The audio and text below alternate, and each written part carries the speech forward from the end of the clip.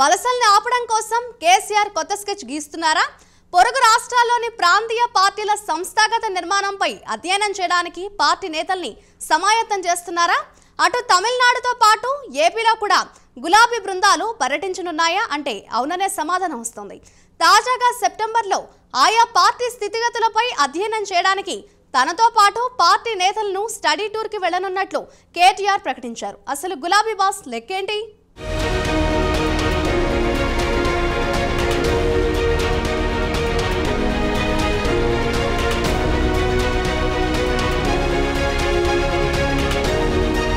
తెలంగాణ రాష్ట్ర సమితి నుంచి భారతీయ రాష్ట్ర సమితిగా రూపాంతరం చెందింది గులాబీ పార్టీ. ఉద్యమ పార్టీ నుంచి రాజకీయ పార్టీగా మారాక 10 ఏళ్లు అధికారంలో కూడా కొనసాగింది. అసలు ఆ పార్టీ పుట్టి ఇప్పటికి 24 ఏళ్లవుతోంది. 2001 నుంచి ఎన్నెన్నో ఉద్యమ వ్యూహాలు, రాజకీయ ఎత్తుగళ్లతో పార్టీని బలోపేతం చేస్తూ వచ్చారు కేసీఆర్. ఒక్క ముక్కలో చెప్పాలంటే కేసీఆర్ వన్ మ్యాన్ షోతోనే కారు మొన్నటి వరకు పరుగులెట్టింది.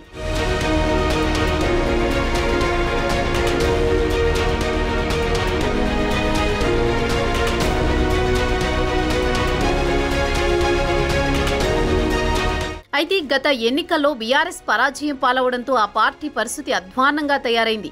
గెలిచిన ఎమ్మెల్యేలు, ఎమ్మెల్సీలు తమదారి తాము చూసుకుంటున్నారు.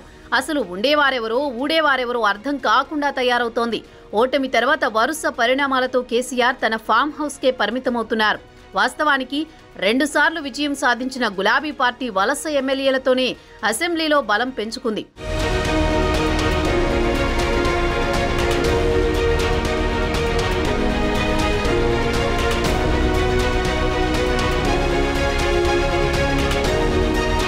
మొదటిసారి బొటాబొటీ మెజారిటీతో గెలిచిన కేసీఆర్ అప్పట్లో గెలిచిన వైసీపీ, బీఎస్పీ, టీడీపీ ఎమ్మెల్యేలను విలీనం పేరుతో కలిపేసుకుని వారికే తర్వాత టికెట్లు ఇస్తూ వచ్చారు. రెండోసారి గెలిచినప్పుడు కూడా అదే సీన్ కనిపించింది. 2018లో రెండోసారి బాధ్యతలు చేపట్టినప్పుడు సైతం టీడీపీ, కాంగ్రెస్ ఎమ్మెల్యేలను బెదిరించో వామాలో కారెక్కించుకున్నారు. తర్వాత కూడా సిట్టింగ్ ఎమ్మెల్యేలకే టికెట్లు అంటూ వలస నేతలకే టికెట్లిచ్చి ఓటమి మూటగట్టుకున్నారు.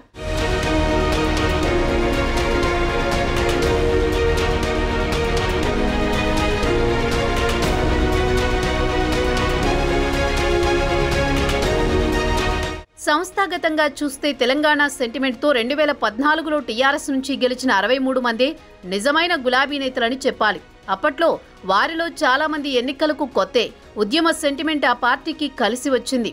2018లోనూ అదే సెంటిమెంట్ ప్రయోగించి కేసీఆర్ సక్సెస్ అయ్యారు. అంతేకాని పార్టీ సంస్థాగత నిర్మాణం, కేడర్ని సమర్థంగా నడిపించే నాయకత్వం ఆ పార్టీకి ముందు నుంచే లేదనే చెప్పాలి.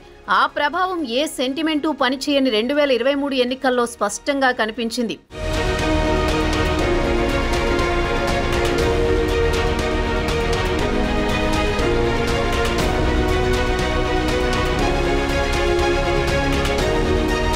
ఆ వాస్తవాన్ని ఇప్పటికీ గ్రహించారో ఏమో పార్టీ బలోపేతంపై ప్రత్యేకంగా దృష్టి సారిస్తున్నారు గులాబీ నేతలు.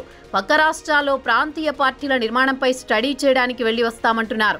సెప్టెంబర్లో పార్టీ సీనియర్ నేతలతో కలిసి వివిధ రాష్ట్రాల్లో తిరిగి వస్తానంటున్న పార్టీ వర్కింగ్ ప్రెసిడెంట్ కేటీఆర్ వచ్చాక పార్టీ బలోపేతానికి అవసరమైతే కొత్త కమిటీలు వేసుకుంటామని వెల్లడించారు. పక్కన ఆంధ్రప్రదేశ్లో కూడా తమ అధ్యయనం ఉంటుందంటున్నారు. బీఆర్ఎస్ చిన్న బాస్, మంచి ఎక్కడున్నా నేర్చుకుంటామంటున్న ఆయన టీడీపీతో పాటు వైసీపీ నుంచి కూడా పాఠాలు నేర్చుకుంటారట.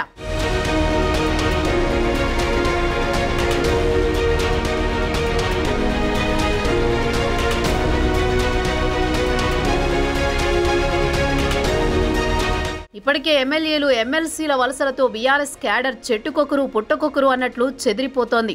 మరి ఇలాంటి పరిస్థితుల్లో 24 ఇయర్స్ ఇండస్ట్రీ అయిన గులాబీ పార్టీ ఇప్పుడు కొత్తగా ఏం అధ్యయనం చేస్తుందో, పార్టీ పరంగా ఎలాంటి మార్పులు చేస్తుందో చూడాలి.